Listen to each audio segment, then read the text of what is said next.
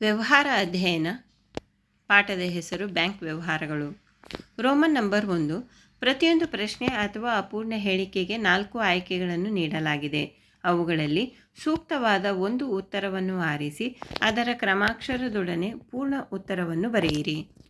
ಪ್ರಶ್ನೆ 1. ಬ್ಯಾಂಕ್ ಎಂಬ ಪದ ಇಟಾಲಿಯನ್ ಭಾಷೆಯ ಈ ಪದದಿಂದ ಬಂದಿದೆ. ಆಪ್ಷನ್ಸ್: ಎ ಬ್ಯಾಂಕ್, ಬಿ ಬ್ಯಾಂಕೋ, ಸಿ ಬ್ಯಾಂಚ್, 4 ಬ್ಯಾಂಚೋ. ಉತ್ತರ ಬಿ ಬ್ಯಾಂಕೋ. ಪ್ರಶ್ನೆ 2. ಭಾರತದ ಕೇಂದ್ರ ಬ್ಯಾಂಕ್ ಅಂದರೆ ಬ್ಯಾಂಕುಗಳ ಬ್ಯಾಂಕ್ ಎಂದು ಇದನ್ನು ಕರೆಯುತ್ತಾರೆ. Options: reserve bank of India, syndicate bank, state bank of India, Canara bank. ಉತ್ತರ ರಿಸರ್ವ್ ಬ್ಯಾಂಕ್ ಆಫ್ ಇಂಡಿಯಾ. ಪ್ರಶ್ನೆ 3. ಒಂದು ನಿಯಮಿತ ಆದಾಯ ಹೊಂದಿರುವ ಹಿರಿಯ ನಾಗರಿಕರು, ಪಿಂಚಣಿದಾರರು ಈ ಖಾತೆಯನ್ನು ತೆರೆಯುತ್ತಾರೆ. ಆಪ್ಷನ್ಸ್: ಎ ಉಳಿತಾಯ ಖಾತೆ, ಬಿ ಚಾಲ್ತಿ ಖಾತೆ, ಸಿ ಆವರ್ತ ಠೇವಣಿ ಖಾತೆ, ಡಿ ನಿಶ್ಚಿತ ಠೇವಣಿ ಖಾತೆ. ಉತ್ತರ ಉಳಿತಾಯ ಖಾತೆ. ಭವಿಷ್ಯದ ಅವಶ್ಯಕತೆಗಳಾದ ಮಕ್ಕಳ ವಿವಾಹ, ಬೆಲೆ ಬಾಳುವ ವಸ್ತುಗಳ ಖರೀದಿ, ನೆಲ, ಕಾರು ಮುಂತಾದವುಗಳನ್ನು ಕೊಳ್ಳಲು ತೆರೆಯಬಹುದಾದ ಖಾತೆ. ಆಪ್ಷನ್ಸ್: ನಿಶ್ಚಿತ ಠೇವಣಿ ಖಾತೆ, ಆವರ್ತ ಠೇವಣಿ ಖಾತೆ, ಚಾಲ್ತಿ ಖಾತೆ, ಉಳಿತಾಯ ಖಾತೆ. ಉತ್ತರ ಆವರ್ತ ಠೇವಣಿ ಖಾತೆ. ಪ್ರಶ್ನೆ 5. ರಾಷ್ಟ್ರೀಯ ಉಳಿತಾಯ ಪತ್ರವನ್ನು ಈ ಇಲಾಖೆ ನೀಡುತ್ತದೆ. ಆಪ್ಷನ್ಸ್: ಎ ಅಂಚೆ ಇಲಾಖೆ, ಬಿ ಕೃಷಿ ಇಲಾಖೆ, ಸಿ ಹಣಕಾಸು ಇಲಾಖೆ, ಡಿ ಶಿಕ್ಷಣ ಇಲಾಖೆ. ಉತ್ತರ ಅಂಚೆ ಇಲಾಖೆ. ಪ್ರಶ್ನೆ 6. ದಿನವೊಂದಕ್ಕೆ ಎಷ್ಟು ಬಾರಿಯಾದರೂ ಹಣ ತುಂಬಲು ಮತ್ತು ಹಣ ಹಿಂಪಡೆಯಲು ಅವಕಾಶ ಇರುವ ಬ್ಯಾಂಕ್ ಖಾತೆ. ಆಪ್ಷನ್ಸ್: 1 ಚಾಲ್ತಿ ಖಾತೆ, ಬಿ ಉಳಿತಾಯ ಖಾತೆ, ಸಿ ಆವರ್ತ ಠೇವಣಿ ಖಾತೆ, ಡಿ ನಿಶ್ಚಿತ ಠೇವಣಿ ಖಾತೆ. ಉತ್ತರ ಚಾಲ್ತಿ ಖಾತೆ. ಪ್ರಶ್ನೆ 7. ಈ ಬ್ಯಾಂಕ್ ಖಾತೆಯ ಠೇವಣಿಗಳಿಗೆ ಬಡ್ಡಿಯನ್ನು ನೀಡದೆ ತಮ್ಮ ಸೇವೆಗೆ ಸೇವಾ ಶುಲ್ಕ ವಸೂಲಿ ಮಾಡಲಾಗುತ್ತದೆ. ಆಪ್ಷನ್ಸ್: ಎ ಆವರ್ತ ಠೇವಣಿ ಖಾತೆ, ಬಿ ನಿಶ್ಚಿತ ಠೇವಣಿ ಖಾತೆ, ಸಿ ಚಾಲ್ತಿ ಖಾತೆ, ಡಿ ಉಳಿತಾಯ ಖಾತೆ. ಉತ್ತರ ಚಾಲ್ತಿ ಖಾತೆ. Roman number 2. ಈ ಪ್ರತಿಯೊಂದು ಪ್ರಶ್ನೆಗೂ ಒಂದು ವಾಕ್ಯದಲ್ಲಿ ಉತ್ತರ ಬರೆಯಿರಿ. ಪ್ರಶ್ನೆ 8. ಭಾರತದಲ್ಲಿ ಬ್ಯಾಂಕುಗಳ ಎಲ್ಲ ಚಟುವಟಿಕೆಗಳನ್ನು ನಿಯಂತ್ರಿಸುವ ಬ್ಯಾಂಕ್ ಯಾವುದು? ಉತ್ತರ ರಿಸರ್ವ್ ಬ್ಯಾಂಕ್. ಪ್ರಶ್ನೆ 9. ಜನರು ತಮ್ಮ ಒಡವೆ ಮತ್ತು ಬೆಲೆ ಬಾಳುವ ವಸ್ತುಗಳನ್ನು ಸಂರಕ್ಷಿಸಿಡಲು ಬ್ಯಾಂಕುಗಳಿಂದ ಪಡೆಯುವ ಸೇವೆ ಯಾವುದು? ಉತ್ತರ ಭದ್ರತಾ ಕಪಾಟು ಸೇವೆ.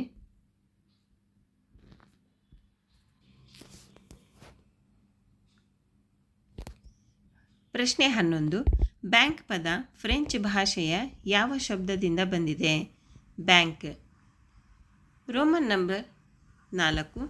ಈ ಪ್ರತಿಯೊಂದು ಪ್ರಶ್ನೆಗೂ 6 ವಾಕ್ಯಗಳಲ್ಲಿ ಅಥವಾ ಅಂಶಗಳಲ್ಲಿ ಉತ್ತರಿಸಿ. ಪ್ರಶ್ನೆ 12.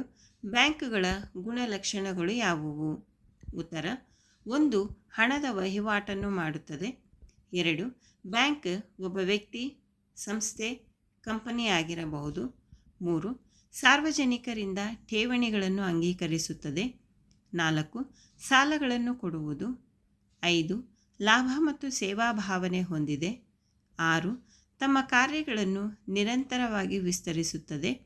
7 ಸಂಬಂಧ ಕಲ್ಪಿಸುವ ಕೊಂಡಿ. ಪ್ರಶ್ನೆ 13. ಬ್ಯಾಂಕ್ಗಳ ವಿಧಗಳನ್ನು ತಿಳಿಸಿ. ಉತ್ತರ: 1 ಕೇಂದ್ರ ಬ್ಯಾಂಕ್, ಭಾರತೀಯ ರಿಸರ್ವ್ ಬ್ಯಾಂಕ್. 2 ವಾಣಿಜ್ಯ ಬ್ಯಾಂಕುಗಳು. 3 ಕೈಗಾರಿಕಾ ಅಭಿವೃದ್ಧಿ ಬ್ಯಾಂಕುಗಳು. 4 ಭೂ ಅಭಿವೃದ್ಧಿ ಅಥವಾ ವ್ಯವಸಾಯ ಬ್ಯಾಂಕುಗಳು. 5 ಸ್ಥಳೀಯ ಬ್ಯಾಂಕುಗಳು ಅಂದರೆ ಲೇವಾದೇವಿಗಾರರು ಮತ್ತು ಸಾಹುಕಾರರು. 6 ಸಹಕಾರಿ ಬ್ಯಾಂಕುಗಳು. ಪ್ರಶ್ನೆ 14. ಬ್ಯಾಂಕಿನ ಕಾರ್ಯಗಳನ್ನು ತಿಳಿಸಿ. ಉತ್ತರ: 1 ಸಾರ್ವಜನಿಕರಿಂದ ಠೇವಣಿಯನ್ನು ಅಂಗೀಕರಿಸುವುದು. 2 ಸಾಲಗಳನ್ನು ಕೊಡುವುದು. 3 ಹಣವನ್ನು ವರ್ಗಾಯಿಸುವುದು. 4 ಭದ್ರತಾ ಕಪಾಟುಗಳನ್ನು ಬಾಡಿಗೆಗೆ ಕೊಡುವುದು. 5 ಖರ್ಚು ಕಾರ್ಡು ಮತ್ತು ಜಮಾ ಕಾರ್ಡು ಕೊಡುವುದು. 6 ಹಣದ ವಹಿವಾಟನ್ನು ಮಾಡುತ್ತವೆ. 7 ಹಣದ ಭದ್ರತೆಯನ್ನು ಕಾಪಾಡುತ್ತದೆ. 8 ಸಹಿಗಳಿಗೆ ಜವಾಬ್ದಾರಿ ಹಾಕುವುದು. 9 ಸಾಲಪತ್ರಗಳನ್ನು ಮತ್ತು ಜವಾಬ್ದಾರಿ ಪತ್ರ ಕೊಡುವುದು. 10 ಸರ್ಕಾರದ ಹಣಕಾಸಿನ ವ್ಯವಹಾರ ನಿರ್ವಹಿಸುವುದು. ಪ್ರಶ್ನೆ 15 ಬ್ಯಾಂಕ್ಗಳಲ್ಲಿ ಸಲ್ಲಿಸುವ ಸೇವೆಗಳು ಯಾವುವು? ಅಂದರೆ ಬ್ಯಾಂಕುಗಳು ನಮಗೆ ನೀಡುವಂತಹ ಸೇವೆಗಳು ಯಾವುವು? ಉತ್ತರ: 1 ಜಮಾ ಕಾರ್ಡ್ ಕೊಡುವುದು. 2 ಖಾಸಗಿ ಸಾಲಗಳು. 3 ಮನೆ ಕಟ್ಟಲು, ವಾಹನ ಖರೀದಿಸಲು ಸಾಲ ಕೊಡುವುದು. 4 ವ್ಯಾಪಾರಕ್ಕೆ ಬೇಕಾದ ಸಾಲಗಳು. 5 ಭದ್ರತಾ ಅಥವಾ ರಕ್ಷಣಾ ಕಪಾಟುಗಳನ್ನು ಕೊಡುವುದು. 6 ಡೆಬಿಟ್ ಕಾರ್ಡ್ಗಳು. 7 ಭರವಸೆ ಸೇವೆಗಳು. ಪ್ರಶ್ನೆ 16 ಬ್ಯಾಂಕಿನ ಕಾರ್ಯಗಳು ಅಥವಾ ಬ್ಯಾಂಕಿನ ಸೇವೆಗಳು ಅಥವಾ ಬ್ಯಾಂಕ್ ಖಾತೆ ತೆರೆಯುವುದರಿಂದ ಆಗುವ ಅನುಕೂಲಗಳು ಯಾವುವು? ಉತ್ತರ: 1 ಹಣದ ಭದ್ರತೆ ಕಾಪಾಡುವುದು. 2 ಹಣದ ಪಾವತಿಗಳನ್ನು ಮಾಡಲು ಸಹಾಯ ಮಾಡುತ್ತದೆ. 3 ಹಣ ವಸೂಲು ಮಾಡಲು ಸಹಾಯ ಮಾಡುತ್ತದೆ. 4 ಸಾಲ ಪಡೆಯಲು ಸಾಧ್ಯವಾಗುತ್ತದೆ. 5 ವ್ಯವಹಾರಗಳನ್ನು ಸುಗಮವಾಗಿ ನಡೆಸಲು ಸಾಧ್ಯ ಮಾಡಿಕೊಡುತ್ತದೆ. 6 ಭದ್ರತಾ ಕಪಾಟುಗಳನ್ನು ಪಡೆಯಬಹುದು. ಪ್ರಶ್ನೆ 17 ಅಂಚೆ ಕಚೇರಿಗಳ ಹಣಕಾಸು ವ್ಯವಹಾರಗಳು ಯಾವುವು? ಉತ್ತರ: 1 ರಾಷ್ಟ್ರೀಯ ಉಳಿತಾಯ ಪತ್ರಗಳನ್ನು ನೀಡುತ್ತದೆ. 2 ಅಂಚೆ ಉಳಿತಾಯ ಖಾತೆಗಳನ್ನು ಆರಂಭಿಸಿದೆ. 3 ಕಿಸಾನ್ ವಿಕಾಸ್ ಪತ್ರಗಳನ್ನು ನೀಡುತ್ತದೆ. 4 ಅಂಚೆ ವಿಮೆ ಯೋಜನೆ. 5 ನಿವೃತ್ತಿ ವೇತನ ಯೋಜನೆ. 6 ಹಣವನ್ನು ವರ್ಗಾಯಿಸುವುದು.